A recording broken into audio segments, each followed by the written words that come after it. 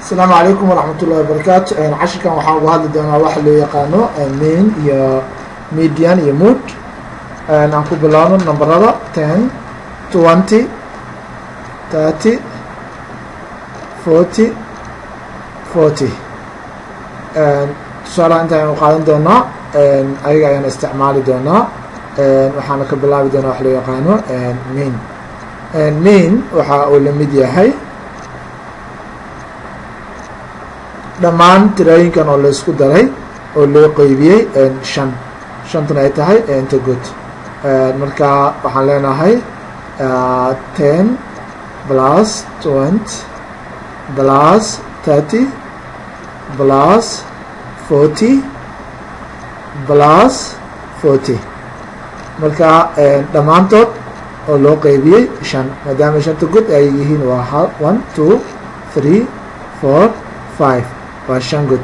marka waxaan leenahay loo qeybiyey 5 dan waxay lamid tahay inta kore ayaan isku daraynaa kadibna 5 ayaan u qaybinaynaa. marka waa 30 60 100 140. so 140 divided by 5 oo ah shantii good ee xisaabta koobaad waxay lamid tahay 28. okay, hadda marka waxaan haysanaa waxa loo yaqaano mean oo ah ka kooban 28. haddii aan marka ka gudubno waxay noogu xiga mean waa median. so medianka waxa uu la mid yahay tirooyinkan oo midka dhexda ku jiro ayaa wuxuu yahay medianka waa midka dhexe.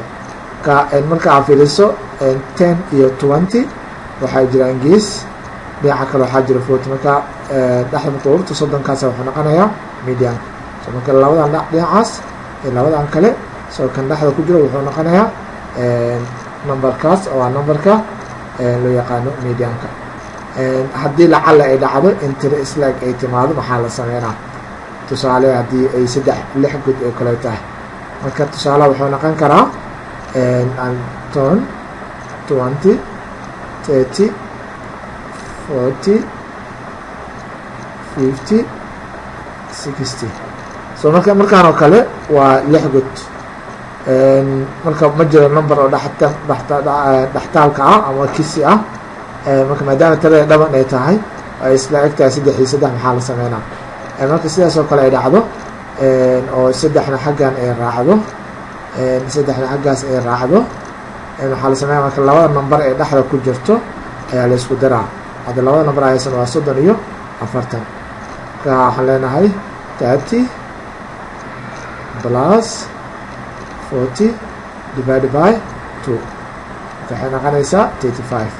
so meanka medianka wuxuu noqonayaa 35. waa marka ay dhacdo tiro isla eg oo ah dhaban. marka haddii ay kisi ay tahay oo la dhawey caddahay numberka oo medianka ah. haddaa u laabano waxay noogu xigo wax loo yaqaano moodka. maadaama aan mean ka soo hadalnay moodka wuxuu noqonayaa marka moodka wuxuu noqonayaa numberka wuxuu noqonayaa numberka ugu badan ee soo laalaabta. hadda numberka ugu badan ee soo laalaabta xisaabteena waa 40. so marka 40 waxay noqonaysaa mood maxaa yeelay in ka badan hal jeer ayay imaatay. ka cashirkeeni ku saabsanaa mean mood iyo medium intaas ayuu ku egyahay.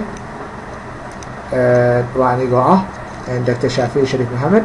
tan iyo cashirkeeni dambo hada wabillahi tawfiiq wasalaamu calaykum waraxmat ullahi wabarakaatu.